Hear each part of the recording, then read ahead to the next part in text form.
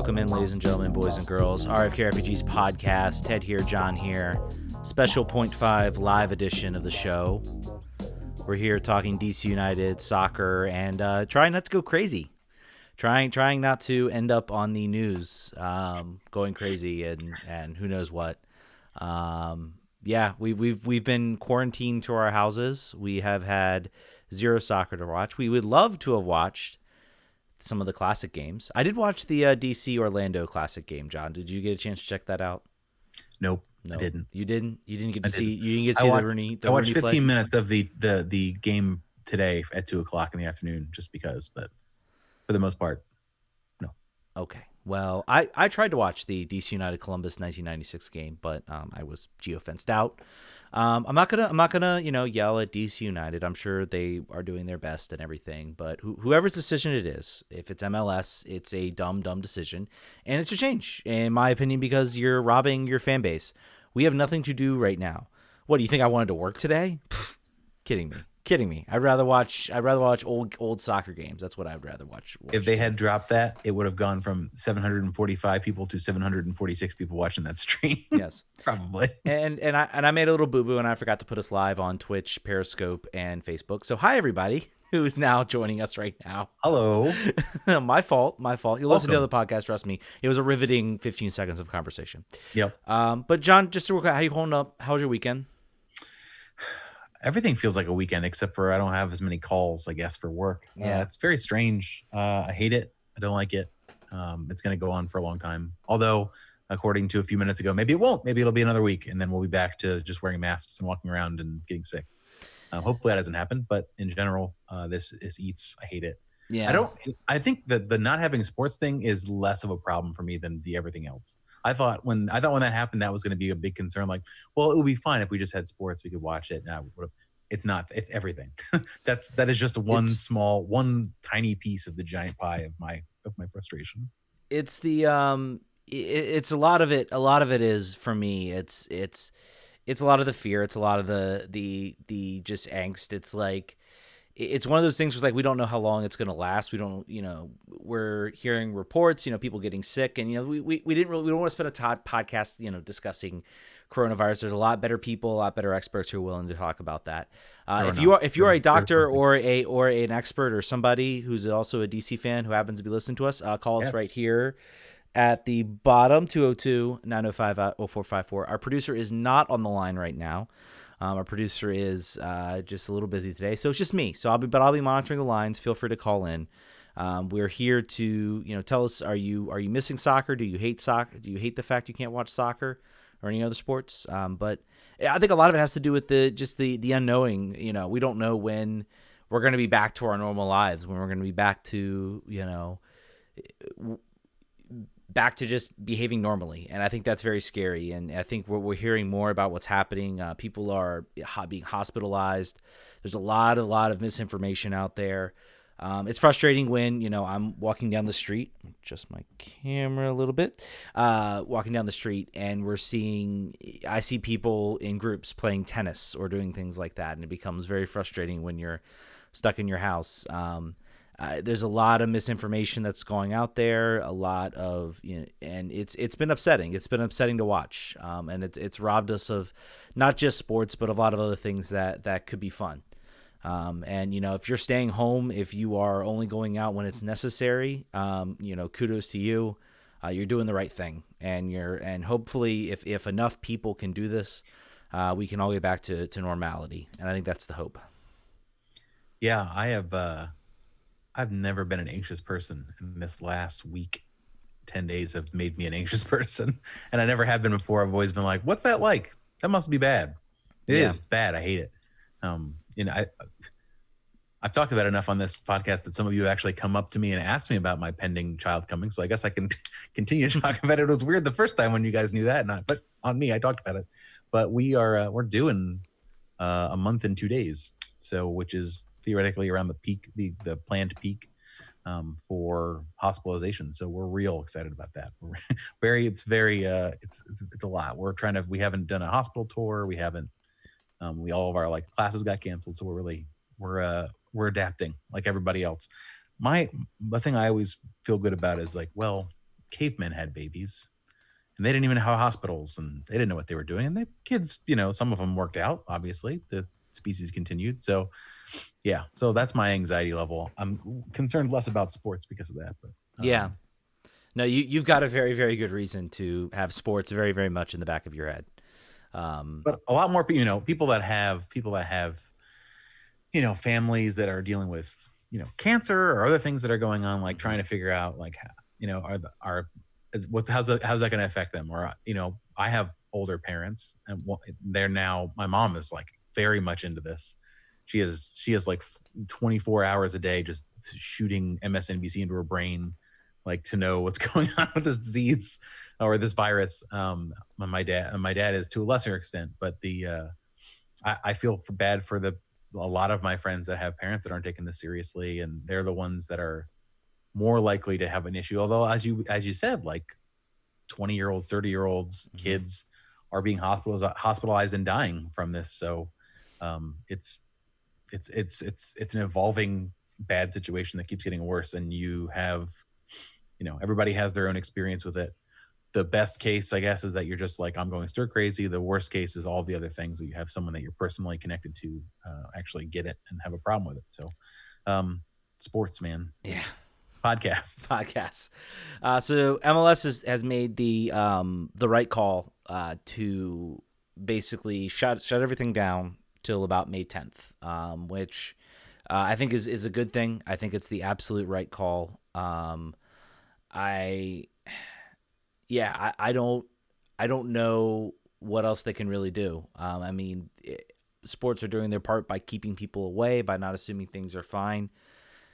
I guess the question becomes, when will we, when can we sort of return back to that normality? I mean, there's questions, of course, we can talk about the questions about whether the season's going to even continue, whether it's even right to continue the season, how long this delay lasts, what's going to happen with the season. I think pretty much the Open Cup is dead, which is very, very sad for me, because that's the one thing I kind of look forward to. You have your CONCACAF Champions League. I do. I have my U.S. Also Open canceled. Cup, also canceled. All of it's canceled. So, it's, and I'm trying to look like what match that would potentially be. I mean, and that's assuming. I mean, let's be clear. That's assuming a best case, scenario here. It's crazy. They're just throwing darts at a board. Yeah. Don Garber talking like, we're going to get all our games in. Shut up. No, you're not. You're not going to get all your games in. There's no way you're going to do it unless you want to have 3 games a week or run the season until next season. And you're just like, we're just going to loop it back. Run it back, guys. Run the whole season, and then next week start 2021. There were some talks. I believe Taylor Twellman brought up the fact that, could this potentially force MLS to the European calendar? Could this be what kind of pushes it back? And I've been kind of a proponent of the idea. We're already having this super long 3-month hiatus without soccer. What is so bad about running the season through till, let's just say, the way MLS Cup is? Let's say start in August, run it until December.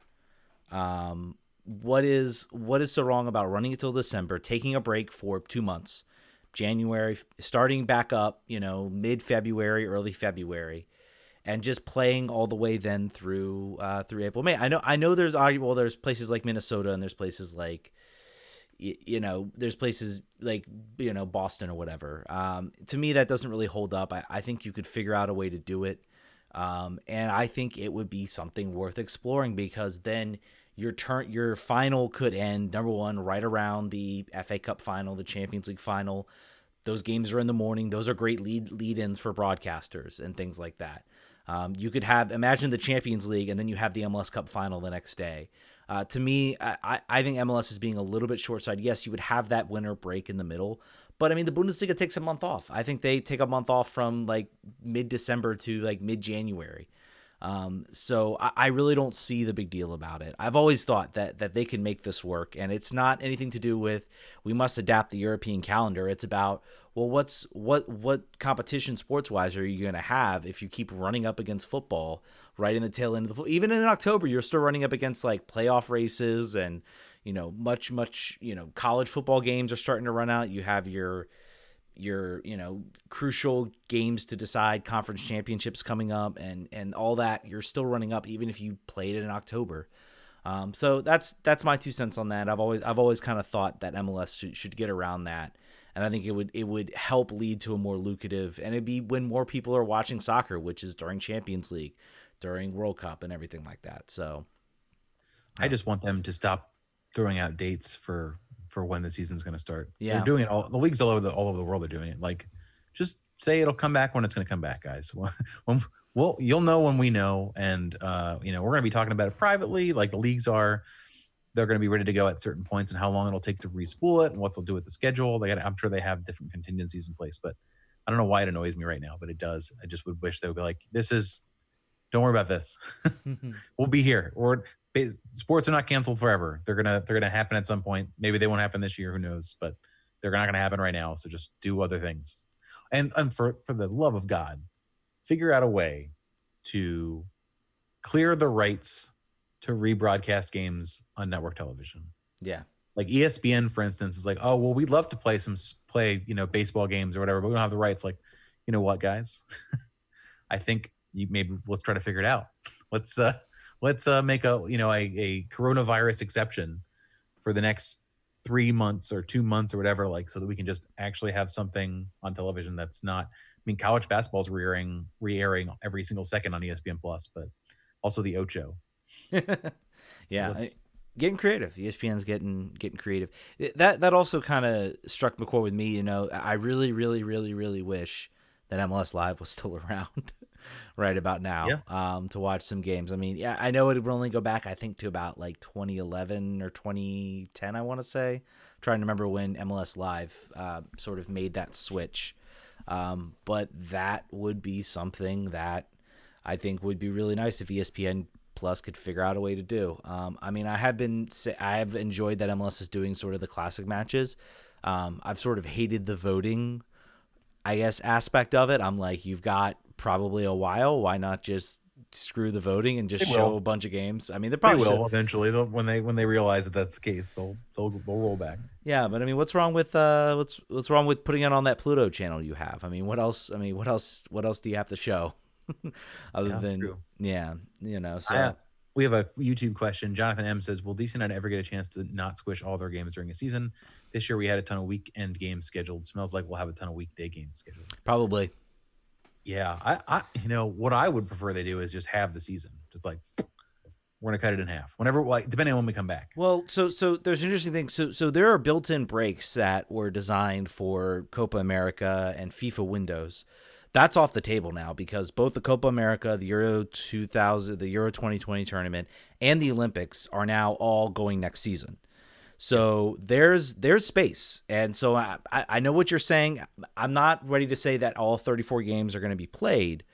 I wonder what they're going to do about a thing like the Leagues Cup. Are they still going to hold that type of event? If they do not. Yeah, right now it doesn't seem like they should. And I think Liga MX is going to say, we're not. We're prioritizing finishing the season.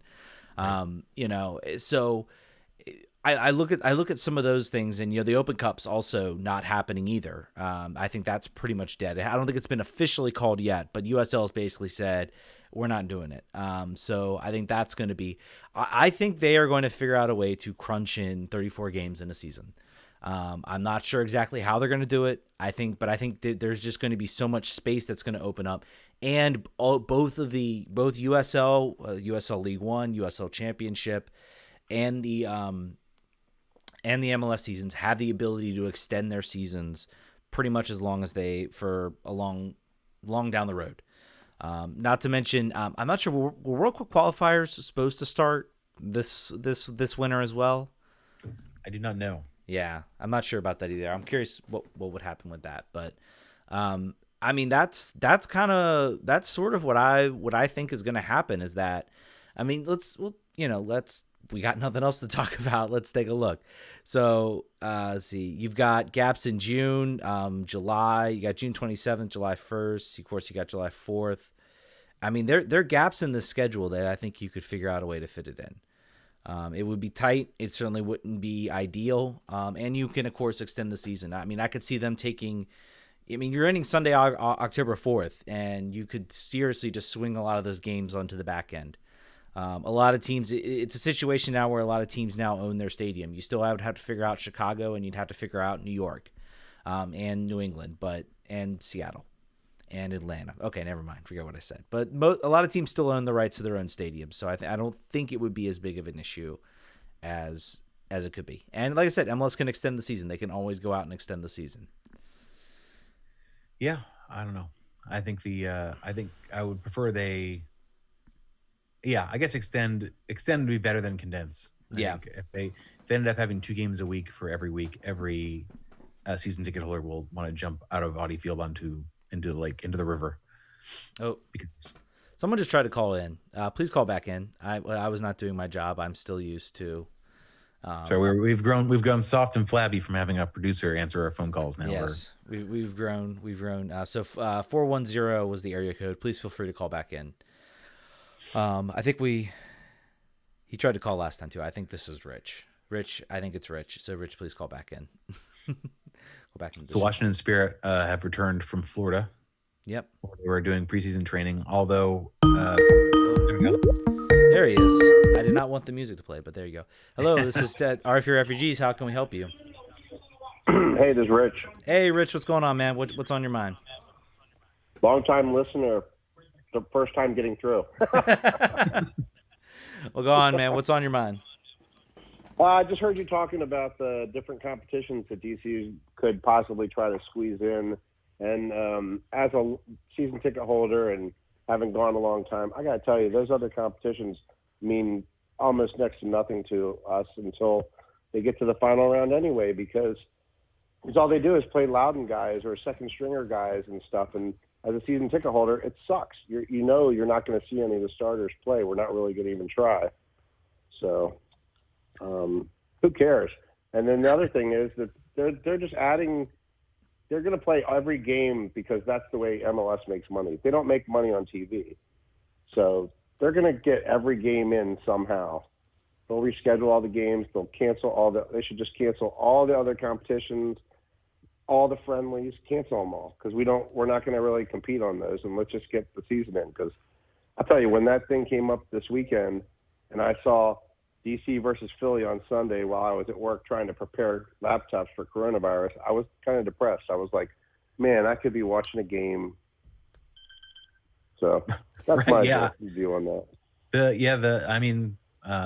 going to watch them be like, well, and in order to get all these games in, we've decided to do double headers of the same teams playing both games in a row. At once. 1 o'clock. We'll do a 1 o'clock and a 4 o'clock start. That would be a revolutionary way to make it happen. And the players would die, and also too, it will be very DC United if we get all the way to a May relaunch and we still have not signed any depth at all, and we still have 21 players or whatever the hell it is. That would also be. As I brought up before, I mean, what can you really do as far as signing guys? I mean, everybody's kind of on lockdown right now. I guess other than trades in the league, no one's doing anything right now. So I don't mean no. I mean when they come back. I mean if we get to that point. But everybody got healthy again, right? That's what happens. That's true. Depth by health. You're right. Yeah, but we never did anything before the lockdown, so we were already so short on the front and in the back. Unless you're signing a midfielder, it reminds me of the old days when it was like, oh look, here's another center midfielder. Let's sign him. We do have more of them than we have anything else. That is true. I think that they always do. That's Casper's favorite thing. Was always, let's get another center midfielder. On the plus side, the betting restaurant will be done by the time the season starts now. Hey. So there's that. Got that some, I'm just trying to think of the bright side for season ticket holders. You'll have extra places to eat. We can bet on the next guy to get injured. Yeah. That is probably going to be a prop bet that you should be making. I think lots of good options. All right, Rich, we're gonna let you go. Thanks for keeping our spirits up during this trying time. And next time when I get to go to a game, I'll hope to catch you guys there. Yeah, absolutely, man. Absolutely. Thanks for calling in. Yep. Thanks for calling in. Yeah. Have a good one. You too. Yeah, I mean, I think he kind of echoed maybe some thoughts about a lot of people. And, it's interesting you brought up, about how, who they play and everything like that. I think that's smart. I think it's, smart roster management in a sense, not to play everybody, but I think you're going to have a lot of those competitions go away, and I think the season's going to be kind of either extended or it's and who knows? We're all acting, I think, a little bit, and maybe out of wishful thinking that May is actually going to happen. I mean, the most important thing is for everybody to get over this virus, and to stay at home and flatten the curve as much as we can. So I think. Go ahead. Sorry. Go ahead. No, you go ahead. I was saying it's going to be funny. We're going to look back on these virus episodes the same way we do at the supporter drama episodes from the beginning of our podcast, and be like, "Huh, that was a time, right? That was weird when that happened." That was weird. Do we want to talk? One thing that did drop in the news was sort of that the defenders are not going to be replacing the field. Do we have any? There was some reaction to it. There was certainly some reaction. I am of the opinion that the field is fine. It was probably going to be fine. There's going to be 2 to 3 months of nobody using it. They get plenty of time to replace the divots, plant new grass, plant new seeds, paint it. It is going to look, in my opinion, it's probably going to be fine. I'm not at all worried about that. And I think the defenders did the right thing. And I'm sure they could have fought legal battles. They could have hired lawyers. They could have sued, the XFL. But what do you gain from it? You spend a whole bunch of money for them to replace the field. You anger them, and they go look for another stadium. They're certainly not coming back, so you lose a potential event next season.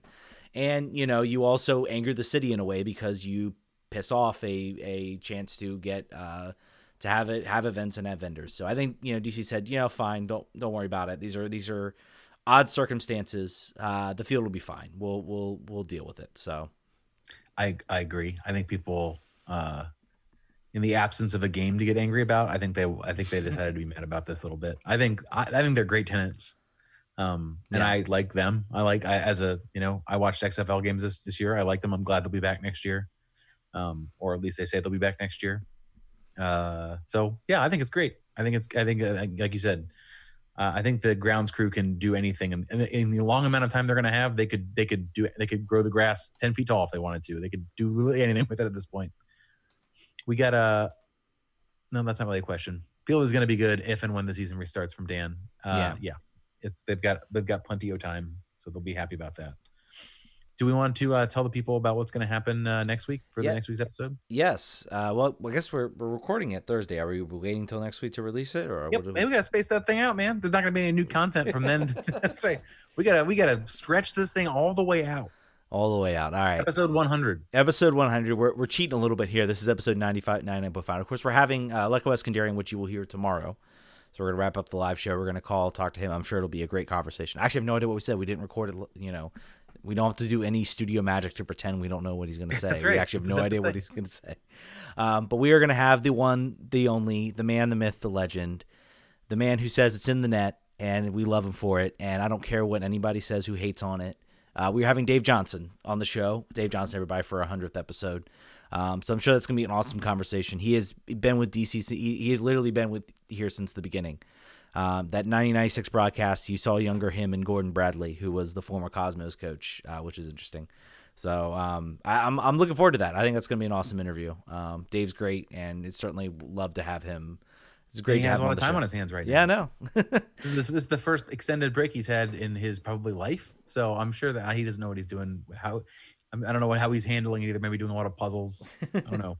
But anyway, make sure you get us your questions by Thursday. Yes. We'll obviously tweet about it a lot, but we are excited about it. I think we wanted to do something to commemorate 100 freaking episodes of this show, which is mind-boggling in its way, particularly as we continue to look at our download numbers, and people are still going back and listening to all the episodes in a row, which will never, ever stop being weird to me, ever, as long as I live. So the fact that we've done 100 of them, most of them in over an hour, some of them way over an hour, some of them a little bit less, but that's a lot of time of talking, just the two of us, and then some other people occasionally. So we wanted to do something special, and this is, I think, pretty special. This guy is DC United history. So we're excited about it, and I hope that you are too. Yeah, and I'm super excited. I absolutely have. I think Dave Johnson's great, and I'm gonna enjoy listening to him call games when I can, because unfortunately I am not looking forward to that. Is the one thing I'm not looking forward to is when MLS brings all of this in house. What's going to happen to those local broadcasters? So I'll be curious if he's. I guess how sort of that's in his vision or how aware of it he is. So, yeah. Do you have anything else you wanna talk about? No, I just that's it. Everybody stay inside. You'll hear us again shortly. We're all in the same boat. We're all going crazy together slowly. We're all staring at Twitter 24 hours a day. I don't know about you. I don't know if Android has this, but Apple devices have a thing called Screen Time where they tell you how much more time you spent on your phone each week. And this week it said you spent 87% more time on your phone than you did the previous week. So that's what's going on. I can't imagine what next week's going to be. There's no way it could go from there. Not by that much. I'm looking forward. I'm counting down the days till April 1st when Sunderland till I Die comes on for the second season. So I'm looking forward to that action. I've been watching the English game. I've been watching. Have you checked? Have you been checking out the English game at all? Just one last thing before we go. The English game? Yes. Have you heard about this? Nope. It's like Downton Abbey, but with soccer from like the 1879. It does not sound like it interests me. I did watch, what was the show was it called The Dragon? Not called Dragon's Den. It was a show they used to play on Fox Soccer Channel way back in the day. Yeah, the one, the like drama, the football. Yeah, I remember what you're talking about. Yeah. I used to watch that with my wife, and that was great. So if it's anything like that, I'll watch it. But I think the fact that it's like a period piece makes me less inclined to watch it. Yeah, it's for me it's entertaining. It's entertaining enough that I can work out and watch it and get some enjoyment out of it. Look at Ted bragging about working out. Yeah. Well, I got to keep in shape to referee eventually someday. Anyway, you're ready to go in 6 months when you can do it again. Yeah, exactly. Back in May. But anyway, thank you all so much for joining us on the show. We'll keep trying to do the live shows as much as we can, keep you all from going crazy. And patreon.com/RFKRefugees. We will be posting the full interview with Aleko on the Patreon page. You'll get a part interview for the free, but if it's just $1, just put $1 right now, and you get the full interview with Aleko Eskandarian. So, and we'll probably do the same with Dave Johnson. So this is something I know there are probably people out there who think everything should be free and for the people, but we really want to show our Patreon supporters how much I mean by giving them extra content. We have the RSS feed set up for them as well. So if you have the Podbean and everything like that, you can get the RSS feed and get the episodes right to your podcasting device. So $1, that's all it takes, guys, and you get full interview of Dave Johnson and Aleko Eskandarian. So do it. RFKRefugees.com, patreon.com/RFKRefugees if you're inclined, facebook.com/the RFK Refugees podcast, twitter.com/RFKRefugees, and we will catch you all next week. Vamos.